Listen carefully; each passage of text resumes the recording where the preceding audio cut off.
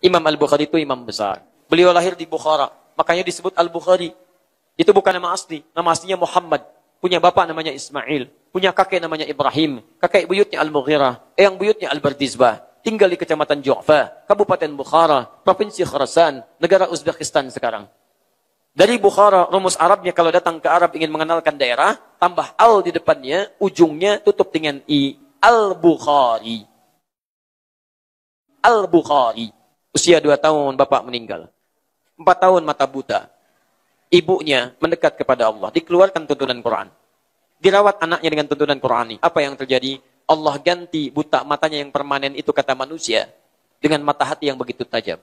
Cepat dibacakan Quran, langsung ingat. Datanglah kemudian ke madrasah Quran. Dibacakan Quran surah ke-50 Qaf. Sekali baca, anak ini usia 4-5 tahun. Yang lain sudah senior. Dibacakan Quran, kata syekhnya cuma menguji. Man yahfad. Siapa yang sudah hafal? Imam kecil ini mengangkat tangannya, mengatakan, hafidtu ala dhahri qalbi. Saya sudah hafal. Yang lain diam.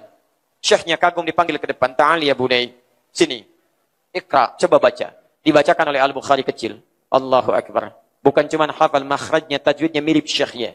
Kata syekhnya doakan kepada Allah. Minal an tadrusul hadis. Dari sekarang anda mesti belajar hadis. Hafalkan hadis. Belajar hadis. Pulanglah ke rumah bertemu dengan mamanya. Dia katakan, ya amati uridul hadis. Ma, saya ingin belajar hadis.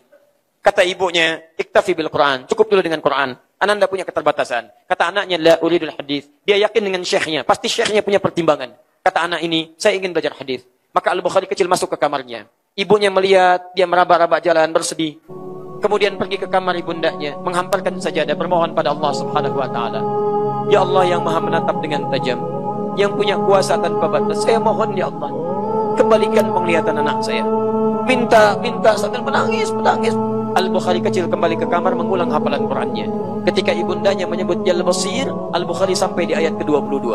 Laqad kunta fi ghaflatin min hadha, fakashafna 'anka ghita'aka wa basaruka al-yawma hadid. Ayat ini padahal bercerita tentang akhirat, tapi dengan izin Allah turun hukumnya di dunia kepada Al-Bukhari kecil. Dulu matamu tidak bisa melihat, terhalang. Fakashafna 'anka ghita'aka, mulai sekarang kami buka penghalangnya. Maka matamu mulai hari ini akan menatap kembali dengan tajam. Ibunya menyebut Jal Basir, Al-Bukhari kecil membaca wa basaruka al-yawma hadid. Tiba-tiba terbuka pandangannya. Kata orang mustahil sembuh, kata Allah enggak ada yang mustahil. Bisa melihat kembali. Saking kagetnya teriak-teriak, ya amati, mama, laqad ra'ait.